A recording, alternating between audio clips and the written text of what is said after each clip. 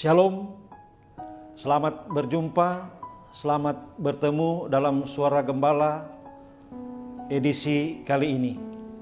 Kali ini saya hendak mengajak kita memaknai merenungkan kesaksian Matius pasal 28 ayat 20b yang berkata, "Dan ketahuilah, aku menyertai kamu senantiasa sampai kepada akhir zaman." Saudara-saudara, melalui bacaan ini saya menuntun kita memahami maksud bacaan ini dengan tema Tuhan beserta gerejanya sepanjang masa. Gereja secara teologis Alkitab merupakan tubuh Kristus. Efesus 1 ayat 22 sampai 23. Di mana Kristus Yesus adalah kepala.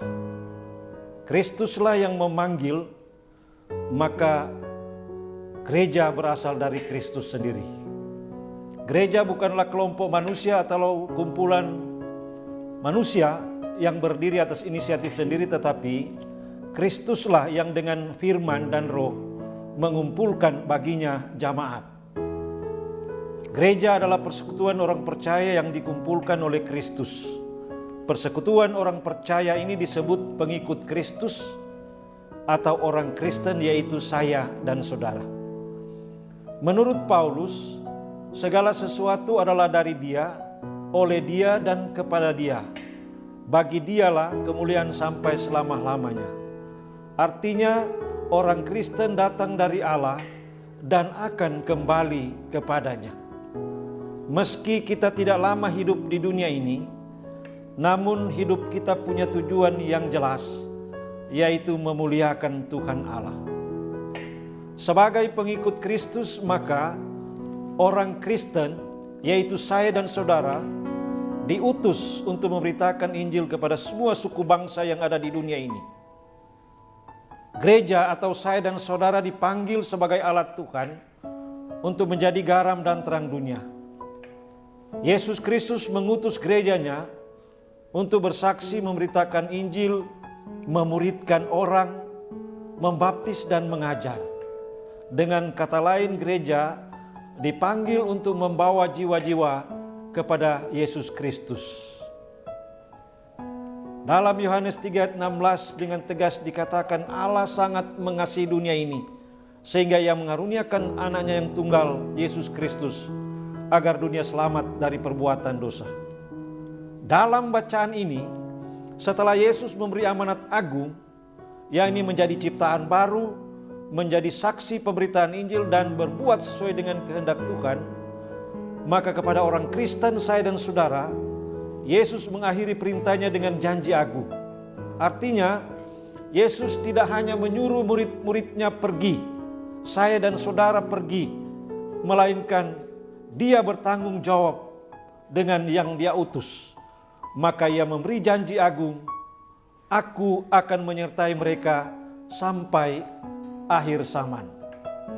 Artinya di sini saudara-saudara, Yesus tahu bahwa tugas murid-muridnya sangat berat. Tugas saya dan saudara sungguh sangat berat, membutuhkan keberanian, pengorbanan, dan kerelaan untuk mati. Karena itu Ia menjamin gereja orang Kristen, saya dan saudara tidak sendirian. Ia selalu hidup dan tetap beserta dengan kita. Bagaimana caranya Ia hidup dengan kita? Ia katakan Ia akan hadir melalui Roh Kudus. Yesus sebagai anak Allah, Ia selalu hadir meskipun kita tidak dapat melihat kehadirannya secara fisik, namun kita bisa merasakannya. Seperti yang Ia katakan, aku akan minta kepada Bapa dan Ia akan memberi kepadamu penolong yang lain, supaya Ia menyertai kamu selama-lamanya, yaitu Roh kebenaran. Dunia tidak dapat menerima Dia, sebab dunia tidak melihat Dia dan mengenal Dia. Tetapi kamu, saya dan saudara mengenal Dia, sebab Ia menyertai kamu dan akan diam di dalam kamu. Itu dalam Yohanes 14 ayat 16 sampai 17. Inilah kabar baik bagi gereja, bagi orang Kristen, bagi saya dan saudara, sebab Ia menegaskan bahwa Dia akan selalu bersama kita sepanjang masa.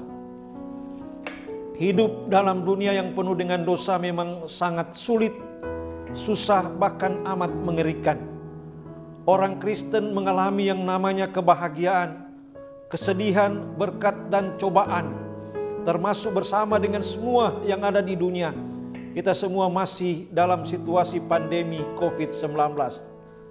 Namun sebagai orang percaya, nats ini mengingatkan kita tidak perlu khawatir, karena Yesus Kristus tidak meninggalkan gerejanya atau saya dan saudara yang percaya hidup sendiri. Janji Yesus Kristus ya dan amin, tidak pernah berubah dulu, kini, dan selamanya. yakni Ia menyertai kita sampai akhir zaman atau sepanjang masa hidup kita di dunia ini. Untuk itu melalui nats ini, saya dan saudara sebagai orang percaya diingatkan, tetaplah terus dalam pengharapan, kasih, dan iman di dalam Kristus Yesus Tuhan yang adalah Immanuel. Amin. Shalom.